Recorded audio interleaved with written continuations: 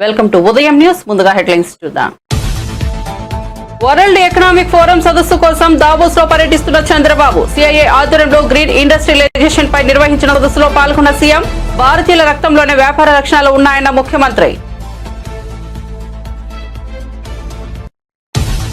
లెక్టరేట్ లో మీటింగ్ జరుగుతుండగా రమ్మి ఆడిన డీఆర్ఓ. అనంతరం కలెక్టరేట్ లో ఘటన, video viral.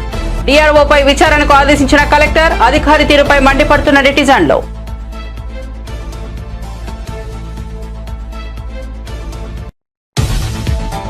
Real estate broker ను కొట్టిన బీజేపీ ఎంపీ ఈటెల రాజేందర్. మేడ్చల్ జిల్లా పోచారం మున్సిపాలిటీ పరిధిలో ఘటన. రియల్ ఎస్టేట్ ఏజెంట్లు దౌర్జన్యాలకి పాల్పడుతున్నారని ఫిర్యాదు. ఇంటి స్థలాల యజమానులను ఇబ్బంది పెట్టడం ఏమిటని ఆగ్రహం.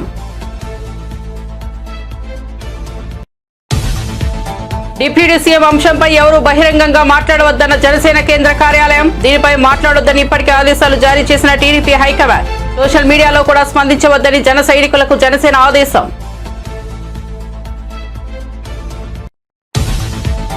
రేవంత్ రెడ్డి విదేశాల్లో, మంత్రులు పక్క రాష్ట్రాల్లో బిజీగా ఉన్నారన్న హరీష్ రావు. గ్రామ సభల్లో ఊరూరా జనం తిరగబడుతున్నారని వ్యాఖ్యలు.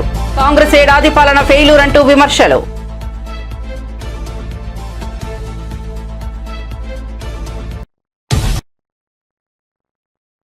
ఇక వార్త వివరాల్లోకి వెళ్తే, డిప్యూటీ సీఎం అంశం ఏపీ రాజకీయాల్లో కలకలం రేపుతోంది. కూటమి ప్రభుత్వ పాలన ప్రశాంతంగా కొనసాగుతున్న తరుణంలో నారా లోకేష్ ను డిప్యూటీ సీఎం చేయాలంటూ కొందరు టీడీపీ నేతలు చేసిన డిమాండ్ చర్చనీయాంశంగా మారింది. ఈ డిమాండ్ లేవనెత్తుతున్న టీడీపీ నేతల సంఖ్య క్రమంగా పెరుగుతుండటంతో జనసేన నేతలు కూడా సీన్లోకి ఎంటర్ అయ్యారు. లోకేష్ ను డిప్యూటీ సీఎం చేయాలని టీడీపీ నేతలు కోరుకోవడంలో తప్పు లేదని, తమకు కూడా పవన్ ను సీఎంగా చూడాలని ఉందని వారు కౌంటర్ అటాక్ చేశారు.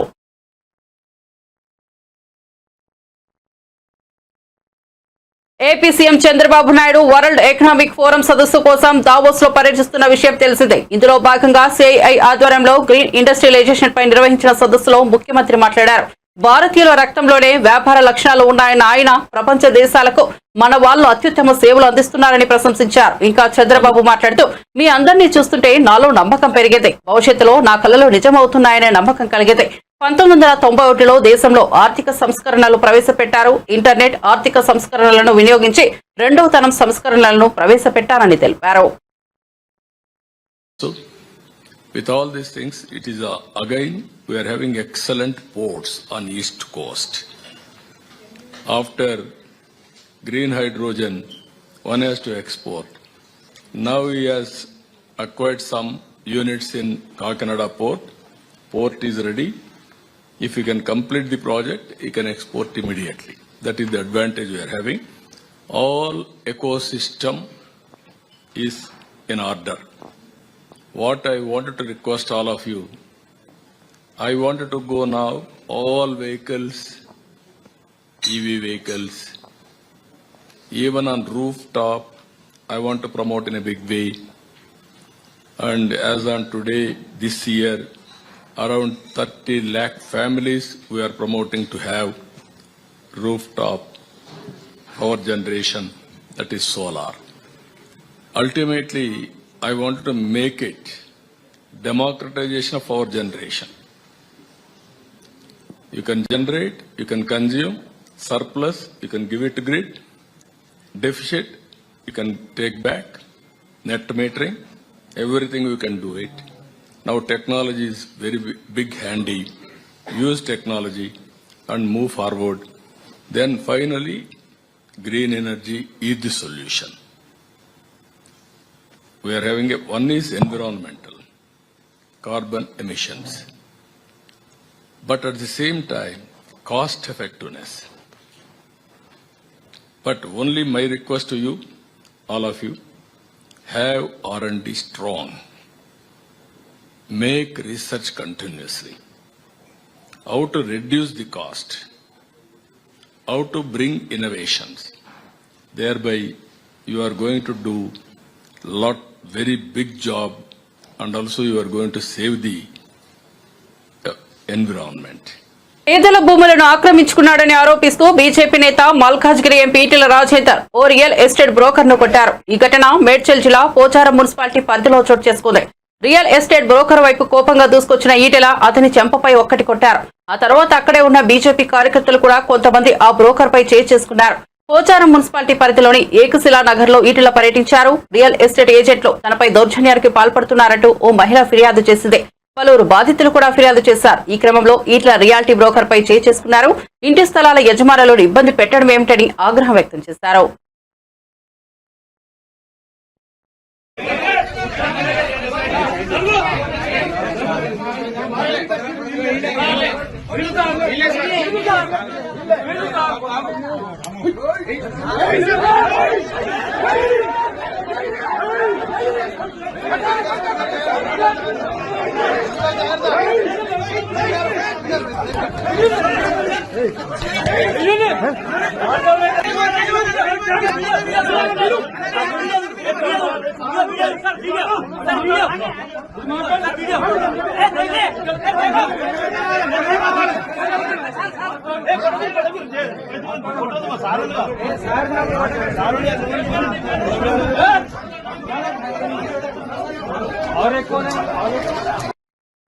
కొందరు వ్యక్తులు దొంగ పత్రాలు సృష్టించి పేదల ఇళ్లను లాక్కుంటున్నారని బీజేపీ ఎంపీ ఈటెల రాజేందర్ ఆరోపించారు. మేడ్చల్ జిల్లా పోచారం మున్సిపాలిటీలోని ఏకశిలా నగర్ లో మంగళవారం ఈటెల పర్యటించారు. బాధితుల ఫిర్యాదుతో స్థిరాస్తి దళారిపై ఈటెల ఆగ్రహం వ్యక్తం చేశారు.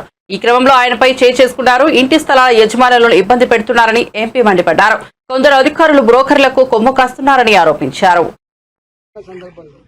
మళ్ళీ మాకు వేరే రిజిస్ట్రేషన్ ఉందని చెప్పి దొంగ డాక్యుమెంట్స్ సృష్టించుకొని పోలీసు వాళ్ళని మేనేజ్ చేసుకుని రెవెన్యూ అధికారులను మేనేజ్ చేసుకుని పేదలు కట్టుకునేటువంటి ఇళ్ల మీద దౌర్జన్యం చేస్తున్నారు. మొన్న ఆరుంధతి నగర్ లో, బాలాజీ నగర్, జవహర్ నగర్ లో ఇట్లే చేస్తే మేము పోయొచ్చినాం. పేదల వాళ్ళు 40 గజాలు 60 గజాలలో ఇల్లు కట్టుకునేటువంటి పేదల వాళ్ళు 40,000 50,000 జమ చేసుకుని ఒక రేకుల షీట్ వేసుకుంటే కూలగొట్టిపోతున్నారు. 50,000 రూపాయల నుంచి 2 లక్షల రూపాయలు ఇస్తే తప్ప పేదలు ఆ రేకుల షీట్ వేసుకునే పరిస్థితి లేదు. దాని మీద నేను రెవెన్యూ మంత్రి గారితో మాట్లాడినా, కలెక్టర్ గారితో మాట్లాడినా, సిపి గారితో కూడా మాట్లాడినా. నేను 6 నెలలు అవుతుంది భారతీయ జనతా పార్టీ ఎంపీకి ఇక్కడ గెలిచి. 6 నెలల నుంచి ప్రతి నిత్యం కూల్చివేతల బాధలు తప్ప, పేదల కన్నీళ్లు తప్ప, నా ఇండ్లు కూలగొడుతున్నారు, నా జాగలు గుంజుకుంటున్నారు, నేను కాంపౌండ్ వాళ్ళు కడితే కూడా గుండాలు బెదిరిస్తున్నారు, మా కాలనీలలో కిరాయి గుండాలు లిక్కర్ సీసాలు తెచ్చుకొని తాకుండా మా మీద దౌర్జన్యం చేస్తున్నారు. ఎటుపోతుంది సారు ఇది? ఇంత పెద్ద విశ్వనగరం అని చెప్తా ఉన్నారు, ఇంత గొప్ప పోలీస్ అని చెప్తా ఉన్నారు, పేదల ప్రాణాలకు రక్షణ లేకుండా పోతుందని చెప్పి కన్నీళ్లు పెడతా ఉన్నారు. నిన్న నా దగ్గరికి ఏకశిలా నగర్ కాలనీ వాసులు వచ్చింది. 1985 ఆనాడు ఇక్కడ ఎకరం 10,000 రూపాయలు 5,000 రూపాయలకి ఎకరం ఉండే. ఇక్కడ ఆనాడు రియల్ ఎస్టేట్ వాళ్ళు ఫ్లాట్ చేస్తే కొనుక్కున్నారు. వాళ్ళు అందరూ కూడా రెవెన్యూ ఉద్యోగులు ఉన్నారు, ఇలా పోలీస్ డిపార్ట్మెంట్ లో పనిచేసే వాళ్ళు ఉన్నారు, రిజిస్ట్రేషన్ ఆఫీస్ లో పనిచేసే వాళ్ళు ఉన్నారు. ఇలా 32 డిపార్ట్మెంట్లలో పనిచేసేటువంటి ఆనాటి చిన్న ఉద్యోగులు ఇక్కడ జాగాలు కొనుక్కున్నారు. ఇక్కడ ఇల్లు కట్టుకుందామంటే ఆనాడు దొంగల భయం కాబట్టి, రాళ్ళు రప్పలున్న గుట్టల భూములు కాబట్టి, చెట్లు కంచెలున్న భూములు కాబట్టి సెక్యూరిటీ భయపడి ఆనాడు కట్టుకొని మెల్లమెల్లగా జాగాల ఖరీదు పెరుగుతున్నప్పుడు, వాళ్ళకు 4 పైసలు జమ అవుతున్నప్పుడు ఇల్లు కట్టుకునే ప్రయత్నం చేసి కొంతమంది ఇల్లు కట్టుకున్నారు. ఇవాళ ఇల్లు కట్టుకునే ప్రయత్నం చేస్తున్నప్పుడు ఇక్కడ మొన్న కొత్త గవర్నమెంట్ వచ్చిన తర్వాత మొన్నటి వరకు పాలక మండలి గ్రామ పంచాయతీ ఉన్నంత వరకు, మున్సిపాలిటీ ఉన్నంత వరకు వాళ్ళకి పర్మిషన్లు వచ్చినాయి. కానీ కొత్త ఈ గ్రామ పంచాయతీ పాలక మండలి వాళ్ళ టైం అయిపోయిన తర్వాత స్పెషల్ ఆఫీసర్ల పాలనను తెచ్చి ఇక్కడ కట్టుకునేటువంటి ఇండ్లకు పర్మిషన్ ఇస్తలేరు. అంటే కంచే చీరను మేసినట్టుగా ఏ పేదలకైతే అండగా ఉండి వాళ్ళకు పర్మిషన్లు ఇచ్చి ఇల్లు కట్టుకుంటట్టు చేయాలి ప్రభుత్వమే స్వయంగా ఇక్కడ ఇల్లు కట్టుకోకుండా నిషేధించింది. పర్మిషన్ ఇస్తలేదు. ఇవాళ కట్టుకునేటువంటి వాటికి కూలగొడతా ఉన్నారు. కూలగొట్టేది ప్రభుత్వ అధికారులు కాదు, కూలగొట్టి గుండాలు కూలగొడతా ఉన్నారు. ఇవాళ గ్రామ పంచాయతీ లేఅవుట్ ఉన్నప్పుడు 2007లో ఒక చట్టం వచ్చింది. గ్రామ పంచాయతీ లేఅవుట్ లో ఐసీసీ కట్టుకోవద్దు, ఎల్ఆర్ఎస్ కింద మళ్ళీ రెగ్యులైజ్ చేసుకోవాలి. పాపం రెగ్యులైజ్ కూడా చేసుకుంటున్నారు. వాళ్ళు ప్రభుత్వానికి రెగ్యులేషన్ ఫీజులు కడుతున్నారు. సీఎం రేవంత్ రెడ్డి విదేశాల్లో, మంత్రులందరూ పక్క రాష్ట్రాల్లో బిజీగా ఉంటే ఇక ప్రజలను ఎవరూ పట్టించుకోవాలని BRS senior MLA Harish Rao మండిపడ్డారు. కాంగ్రెస్ ప్రభుత్వానిది ప్రజాపాలన కాదని, ముమ్మాటికి ప్రజా వ్యతిరేక పాలన అన్నారు. సోకాలు ప్రజాపాలన పట్ల ప్రజలు తీవ్ర ఆగ్రహంతో ఉన్నారన్నారు. పథకాల కోసం దరఖాస్తులను స్వీకరిస్తున్న గ్రామ సభల సాక్షిగా ప్రభుత్వంపై ప్రజలకు ఉన్న ఆగ్రహం తెలుస్తోందన్నారు. ఊరూరా జనం తిరగబడుతున్నారని, ఎక్కడెక్కడ నిలదీస్తున్నారని హరీష్ రావు పేర్కొన్నారు. కాంగ్రెస్ ఏడాది పాలన పెద్ద ఫెయిల్యూర్ అని వ్యాఖ్యానించారు. ఇందిరమ్మ రాజ్యంలో పోలీసుల పహార నడుమ గ్రామ సభలను నిర్వహించే పరిస్థితులు వచ్చాయన్నారు. పథకాల లబ్ధిదారులను ఎంపిక చేయడానికి ఓవైపు గ్రామ సభలు నిర్వహిస్తుంటే మరోవైపు కార్యకర్తలకే పథకాలు ఇస్తామని అధికార పార్టీ ఎమ్మెల్యేలు చెప్పడం విడ్డూరంగా ఉందన్నారు. కార్యకర్తలకే పథకాలు ఇస్తున్నప్పుడు ఇక గ్రామ సభలు ఎందుకని హరీష్ రావు ప్రశ్నించారు. అంటే అర్హులైన వారికి ఇవ్వడం లేదని అర్థమేగా అని విమర్శించారు. అనంతపురం జిల్లా పరిపాలనకు సంబంధించిన సమీక్షలో ఓ ఉన్నతాధికారి తన ఫోన్లో రమ్మి ఆడుతున్న వీడియో ప్రస్తుతం సోషల్ మీడియాలో వైరల్ గా మారింది. ఓవైపు రివ్యూ మీటింగ్ జరుగుతుండగా అదే మీటింగ్ కు హాజరైన డిఆర్ఓ ఇలా ఫోన్లో రమ్మి ఆడుతుండటంపై సర్వత్రా విమర్శలు వ్యక్తమవుతున్నాయి. అభివృద్ధి పనులపై చర్చ జరుగుతుంటే తనకేమీ పట్టనట్టు తీరిగ్గా ఆడుకుంటున్నారని నెటిజన్లు మండిపడుతున్నారు. అనంతపురం జిల్లాలోని కలెక్టరేట్ లో మీటింగ్ సందర్భంగా జిల్లా రెవెన్యూ అధికారి మలోల చేసిన నిర్వాహకం ఇది. మీటింగ్ ను వీడియో తీస్తున్న వ్యక్తి మలోల నిర్వాహకాన్ని తన కెమెరాలో బంధించాడు. ఆపై వీడియోను సోషల్ మీడియాలో పోస్ట్ చేశాడు. కీలక సమావేశంలో డిఆర్ఓ మలోల నిర్లక్ష్యంగా వ్యవహరించడంపై జిల్లా కలెక్టర్ వినోద్ కుమార్ సీరియస్ అయ్యారు. మలోలపై మండిపడుతూ విచారణకు ఆదేశించారు. విచారణ తర్వాత నివేదిక ఆధారంగా డిఆర్ఓ మలోలపై చర్యలు తీసుకుంటామని కలెక్టర్ తెలిపారు. కలెక్టర్ ఆదేశాలతో మలోల నిర్వహణపై ఉన్నతాధికారులు విచారణ చేపట్టినట్టు తెలుస్తోంది.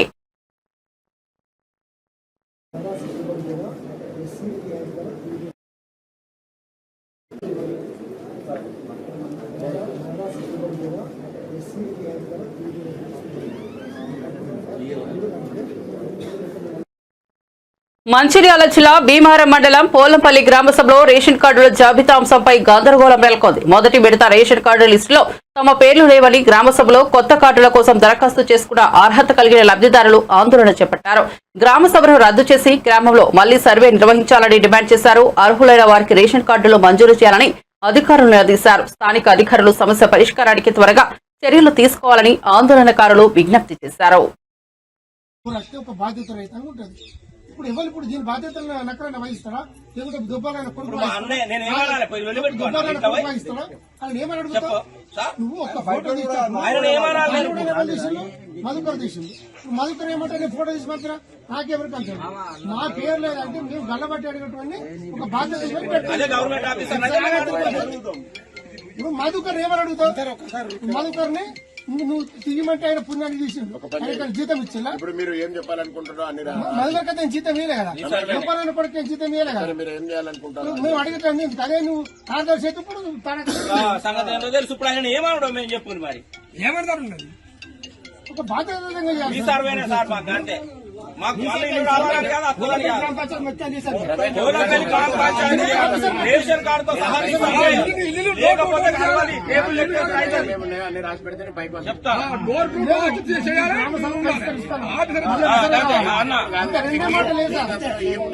ఇదే ప్రాబ్లం. మీ సర్వేనా అరే ఇప్పుడు 19 సంవత్సరాలు చెప్పు ఏం సర్వే చేసి సర్వే ఏం జరిగిందో రాకపోతే మళ్ళీ ఒక దరఖాస్తు ఒత్తికిరా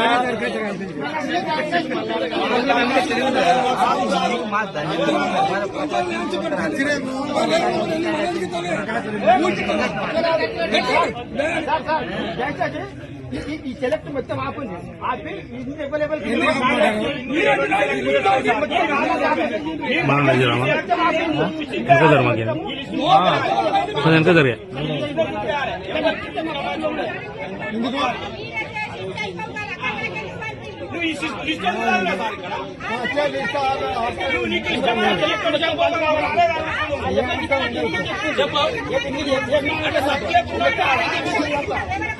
వాళ్ళు ఇచ్చు చెప్తే ఈ సెలెక్ట్ మొత్తం మంది కావాలి.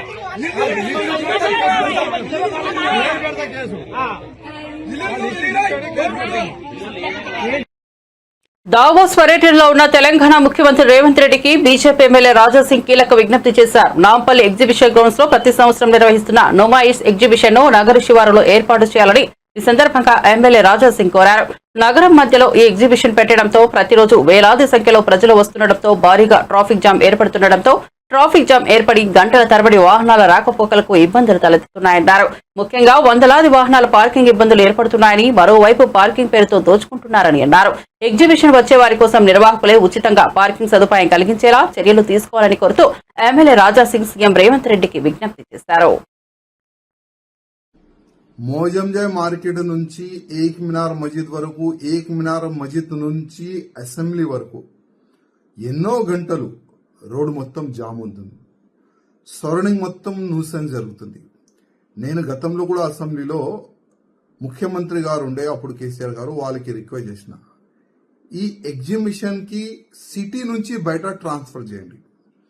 దాదాపు ఒక 100 ఎకరాల భూమిలో ఎగ్జిబిషన్ పెడితే మంచి ఒక సిస్టమేటిక్ ఎగ్జిబిషన్ జరుగుతుంది. ఇంకా గ్రాండ్ గా ఎగ్జిబిషన్ కార్యక్రమం కూడా అక్కడ పెట్టుకోవచ్చు అని నేను అసెంబ్లీలో కూడా అప్పుడు రైజ్ చేసిన, కానీ వినలే. ఎందుకంటే ఈ ఎగ్జిబిషన్ నుంచి కొంతమంది మినిస్టర్లకి ఎక్కువ ప్రాఫిట్ వస్తుంది. ఎందుకంటే లోపల చాలా వరకు తప్పులు జరుగుతాయి. చాలా వరకు ఈ షాపు అలాట్మెంట్లో కూడా ఈ వేరే వేరే విధంగా స్కామ్ కూడా జరుగుతుంది. దానివల్ల ఎక్కువ ప్రాఫిట్ ఉంది కదా. ఏ గవర్నమెంట్ ఉంటే, ఏ మినిస్టర్ ఉంటే వాళ్ళకి లాభం సపరేట్ గా వెళ్ళిపోతుంది. అది ఒక సబ్జెక్ట్. ఇప్పుడు ఏంటంటే ఎగ్జిబిషన్ లో ఒక్క వ్యక్తికి 50 రూపాయలు ఎంట్రీ ఫీజు, కానీ బయట ఒక చిన్న బైక్ పెట్టాలంటే 60 రూపీస్. అదేవిధంగా ఒక కార్ పెట్టాలంటే 150 రూపాయలు. నేను పోలీస్ అధికారులతో తెలుసుకున్నా ఇప్పుడే, అసలు ఏంది ఇది, ఒక గవర్నమెంట్ కాలేజ్ లో ఇట్లాంటి పార్కింగ్ చేస్తున్నారు, అసలు ఏం సంగతి అని అడుగున్నా. ఎందుకంటే చాలా వరకు జనాలు ఇంత డబ్బులు వసూలు చేస్తున్నారు, ఇంత రాడిజం చేస్తున్నారు అని చాలా వరకు జనాలు వీడియోలు పెట్టినారు. అదే నేను కోట్ చేసుకుంటా, అసలు అవసరమా? గవర్నమెంట్ కాలేజ్, గవర్నమెంట్ ప్లేస్ లో ఫ్రీ పార్కింగ్ చేయండి. జనాలు మన తెలంగాణ జనాలే కదా, బయట జనాలు అయితే లేదు కదా. కానీ ఎగ్జిబిషన్ కి ఫ్యామిలీ సహా వచ్చే వాళ్ళకి ఒక కార్ పార్కింగ్ పెట్టాలంటే 150 రూపాయలు ఇవ్వాలి, ఒక బైక్ పెట్టాలంటే 60 రూపీస్ పెట్టాలి. అసలు ఇది టెండర్ అయిందా? ఒకవేళ టెండర్ జరిగితే అసలు మాకు నాలెడ్జ్ పెట్టారా, మాకు నాలెడ్జ్ లో పెట్టారా?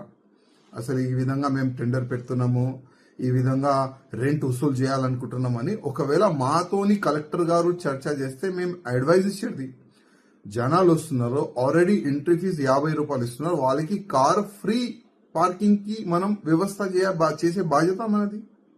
బైక్ ఫ్రీ పార్కింగ్ చేసే బాధ్యత మనది ఉంటుంది. మేము కూడా అడ్వైజ్ ఇచ్చేది. కానీ తెలియదు ఎవరికి ఎంత లంచం పోతుంది, ఎవరికి ఎంత కమిషన్ పోతుంది. కానీ కార్ కూడా డబ్బులు వసూలు చేస్తున్నారు, బైక్ కూడా డబ్బులు వసూలు చేస్తున్నారు, లోపల షాపులకి డబ్బులు ఎక్కువ వసూలు చేస్తున్నారు. మొత్తం లోపట బయట అన్ని స్కామ్ జరుగుతుంది. ఈ విధంగా ఎగ్జిబిషన్ అయితే జరుగుతుంది. నేను మళ్ళొక్కసారి ఇప్పుడున్న ముఖ్యమంత్రి రేవంత్ రెడ్డి గారికి రిక్వెస్ట్ చేస్తున్నా, సిటీ నుంచి ఎగ్జిబిషన్ ని మీరు బయట పంపించండి. ఎందుకంటే ఏదైనా చిన్న ప్రమాదం జరిగితే ప్రాణ నష్టం ఎక్కువ జరగవచ్చు. గతంలో ఏ విధంగా ఒక మంటలు వచ్చినాయి ఎగ్జిబిషన్ లో, ఎంత ఇబ్బంది ఉండేది, కానీ ఇమీడియట్ గా కంట్రోల్ అయింది అది. లేకపోతే చాలా వరకు ప్రాణ నష్టం జరిగేది. అందుకోసం ముఖ్యమంత్రి గారు ఇప్పుడైనా సిటీకి అవుట్ సైడ్ ఒక 100 ఎకరాల్లో 200 ఎకరాల్లో ఈ ఎగ్జిబిషన్ పెడితే చాలా బాగుంటుందని నేను ముఖ్యమంత్రి రేవంత్ రెడ్డి గారికి రిక్వెస్ట్ చేస్తున్నా.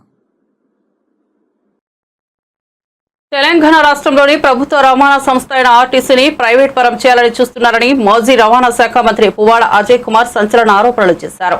ఈ మేరకు హైదరాబాద్ లోని తెలంగాణ భవన్ లో మీడియా సమావేశం నిర్వహించారు. ఈ సందర్భంగా ఆయన మాట్లాడుతూ కాంగ్రెస్ ప్రభుత్వ తీరుపై విమర్శలు చేశారు. అలాగే ఆర్టీసీ డిపోలను ప్రైవేటీకరించడం ఆ సంస్థలకు పిడుగుపాటు లాంటి అంశమన్నారు. అలాగే ఈ నిర్ణయం ఆర్టీసీ సంస్థ ఉద్యోగులకు గొడ్డలి పెట్టు లాంటిదని, దీనిని ఇప్పుడే పట్టించుకోకపోతే ఆర్టీసీ మొత్తాన్ని ప్రైవేటీకరణ చేస్తారని, దీనిపై ప్రభుత్వం రహస్య ఎజెండాతో ముందుకు వెళ్తోందన్నారు. అలాగే ఆర్టీసీని పరిరక్షించుకునేందుకు తాము పోరాడతామని, ఈ పోరాటానికి కలిసి వచ్చే సంఘాలతో కలిసి ఉద్యమిస్తామని ఈ సందర్భంగా మాజీ మంత్రి పువ్వాడ అజయ్ కుమార్ చెప్పుకొచ్చారు. And different electric vehicle manufacturers ఆ బిడ్లో పాల్గొని బస్సెస్ని మనకి పర్ కిలోమీటర్ ఇంత అని చెప్పి తిప్పడానికి బిడ్ చేయాల్సిన ఇది ఉంటుంది. ఆ పరిస్థితుల్లో టికెట్ ప్యాసింజర్ దగ్గర నుంచి వసూలు చేసే బాధ్యత ఆర్టీసీదే ఉండింది. దాంతోపాటుగా ఏ డిపో కూడా వాళ్ళ కంట్రోల్లో మనం ఇవ్వలే, ప్రైవేటు వాళ్ళ కంట్రోల్లోకి. మనం ఈ రాష్ట్రంలో దాదాపు ఎలక్ట్రిక్ బస్సెస్ ఒలెట్రా అనే కంపెనీ ద్వారా ఒక 500 బస్సులకి మనం బీఆర్ఎస్ ప్రభుత్వంలో ఇవ్వటం జరిగింది. అందులో ఏసీ ఉన్నాయి, నాన్ ఏసీ కూడా ఉన్నాయి. అవి డిఫరెంట్ డిపోస్కి మేజర్గా సిటీలోనే ఈ కాలుష్య నియంత్రణ కోసమని ప్లస్ హైదరాబాద్కు ఉన్న సిటీకి ఉన్న ఇమేజ్ దృష్ట్యా ఎలక్ట్రిక్ బస్సెస్ వినియోగం పెంచాలనే ఉద్దేశంతో పెట్టడం జరిగింది. But existing depots, existing RTC ఆర్ఎంలు, డిఎంల కింద కండక్టరు ఆర్టీసీకి ఆ వ్యక్తి ఉండేటట్లు నడిపాం. దాంతోపాటుగా సొంతంగా మనం కూడా బస్సులు ఒక 650 బస్సులు, డీజిల్ బస్సులు మనం కొన్నాం. సంస్థకి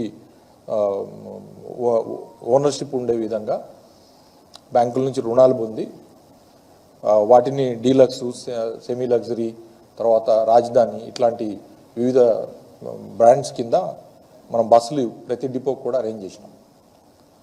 సో ఒకవైపు సంస్థని బలోపేతం చేసుకుంటూనే అనేక ఒడిదుడుకులు ఎదుర్కొంటున్న సమయంలో ఆర్టీసీని బలోపేతం చేసుకోవడం కోసం కార్గో లాంటి, పార్సల్ సర్వీస్ లాంటి ఇతర సర్వీసులను కూడా పెట్టి ఆర్టీసీని నష్టాల నుంచి గట్టెక్కించడానికి లాభాల్లో తెచ్చినామని మేము చెప్పాం. కానీ predominant effort has been made. 15 లక్షలు విలువ చేసే సెల్ ఫోన్లు రికవరీ చేసి 3 దొంగలను అరెస్ట్ చేసినట్లు డీఎస్పీ నరసింహామూర్తి తెలిపారు. శ్రీకాళహస్తి పట్టణంలో సీఐ వెంకటేశ్వర్లు వాహనాలు తనిఖీలు చేస్తుండగా శ్రీకాళహస్తి నుండి నాయుడుపేటకు అతివేగంగా వెళ్తున్న కారును ఆపడానికి ప్రయత్నించారు. తప్పించుకుని వెళ్తుండగా వెంబడించి పట్టుకున్నారు. వారి దగ్గర నుంచి 50 సెల్ ఫోన్లు, ఒక షిఫ్ట్ డిజైర్ కారుని సీజ్ చేసినట్లు డీఎస్పీ నరసింహామూర్తి పేర్కొన్నారు. పాత నేరస్తులు బాగా వీరి మీద ఇంతకుముందు కర్నూలు జిల్లాలో కానీ, అనంతపురం జిల్లాలో కానీ చాలా చోట్ల కేసులు ఉన్నాయి. ఎన్డీపీఎస్ కేసులు ఉన్నాయి, దొంగతనాల కేసులు ఉన్నాయి. మురళి అనే వాడి మీద ఆల్రెడీ పీడీ యాక్ట్లో కూడా 9 నెలలు కడప సెంట్రల్ జైల్లో ఉన్నాడు. వీళ్ళని విచారిస్తే వీళ్ళ దగ్గర మాకు దాదాపు 50 సెల్ ఫోన్స్ రికవర్ అయినాయి. ఒక స్విఫ్ట్ కారు వాళ్ళ నుంచి స్వాధీనం చేసుకోవడం జరిగింది. ఈ దొంగతనాలకు ఈ స్విఫ్ట్ కార్ని పెట్టుకునేసి ఈ ఆర్టీసీ బస్ స్టాండ్లో రద్దీగా ఉన్న చోట్ల బస్సు ఎక్కేటప్పుడు, దిగేటప్పుడు ప్లాన్డ్గా వీళ్ళు ముందు వెనకాల ఉంటారు. మధ్యలో ప్యాసింజర్ బాగా ఇట్లా క్లోజ్ మూమెంట్లో ఉన్నప్పుడు పైనుంచి సెల్ ఫోన్ తీసుకుంటారు. వీళ్ళు ఎంఓ ఇది మోడస్ ఆపరెండి. అట్లాగా చిన్న పిల్లలను కూడా వీళ్ళు మామూలుగా మైనర్ పిల్లలను కూడా వీళ్ళని ఎంకరేజ్ చేస్తారన్నమాట. చిన్న పిల్లలను కూడా పెట్టుకునేసి వీళ్ళు దొంగతనాలకు వాడుకుంటూ ఉంటారు. అందరూ కూడా కస్టడీలోకి తీసుకోవడం జరిగింది. విచారించిన తర్వాత 50 సెల్ ఫోన్లు మాకు రికవర్ అయినాయి. ఒక కార్ కూడా రికవర్ అయింది. వీళ్ళని టోటల్ సీఏ గారు పకడ్బందీగా కేసు నమోదు చేసి రికవరీ చేసి కోర్టుకు కూడా ఈరోజు రిమాండ్ పంపడం జరుగుతుంది.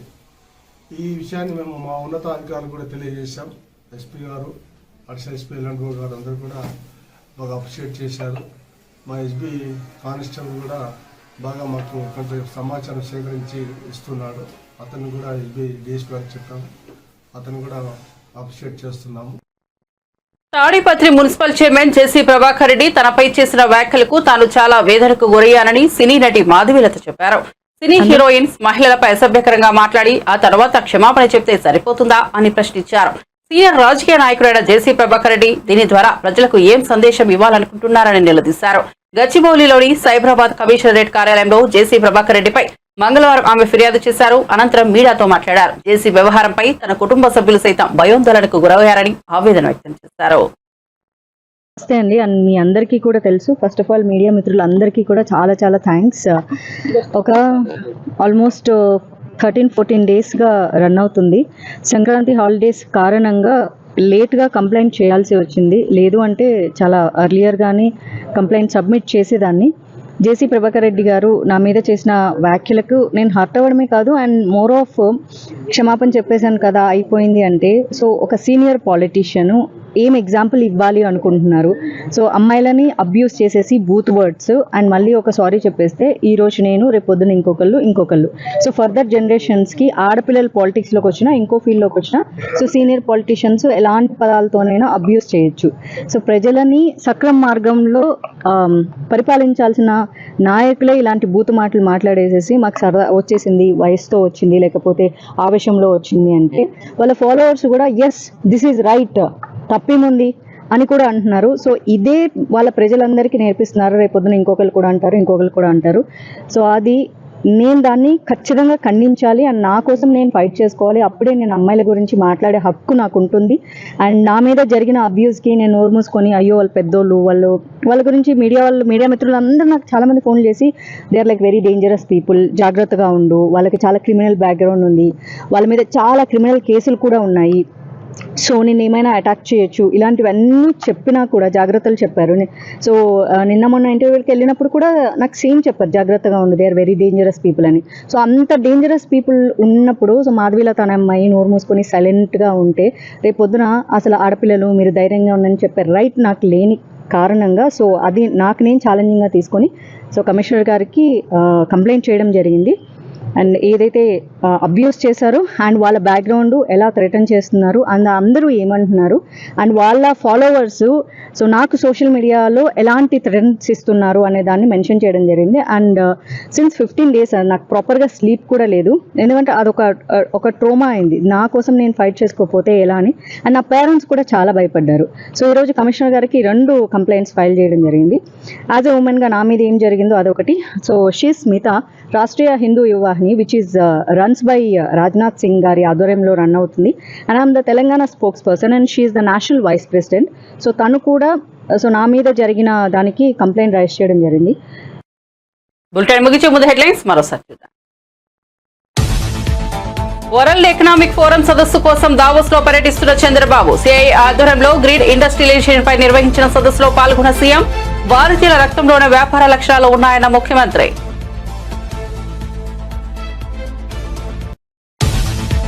కలెక్టరేట్ లో మీటింగ్ జరుగుతుండగా రమ్మి అడ్డిన డిఆర్ఓ. అనంతపురం కలెక్టరేట్ లో ఘటన, వీడియో వైరల్. డిఆర్ఓపై విచారణకు ఆదేశించిన కలెక్టర్. అధికారి తీరుపై మండిపడుతున్న నెటిజన్లు.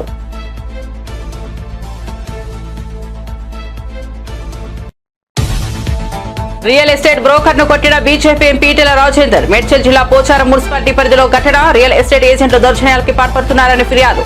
ఇంటి స్థలాల యజమానులను ఇబ్బంది పెట్టడం ఏమిటని ఆగ్రహం.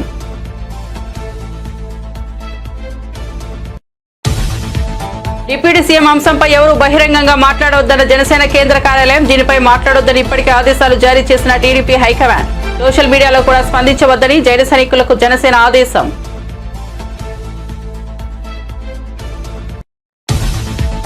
రేవంత్ రెడ్డి విదేశాల్లో, మంత్రులు పక్క రాష్ట్రాల్లో బిజీగా ఉన్నారన్న హరీష్ రావు. గ్రామ సభలో ఊరూరా జనం తిరగబడుతున్నారని వ్యాఖ్యలు. కాంగ్రెస్ ఏడాది పాలన ఫెయిల్యూర్ అంటూ విమర్శలు.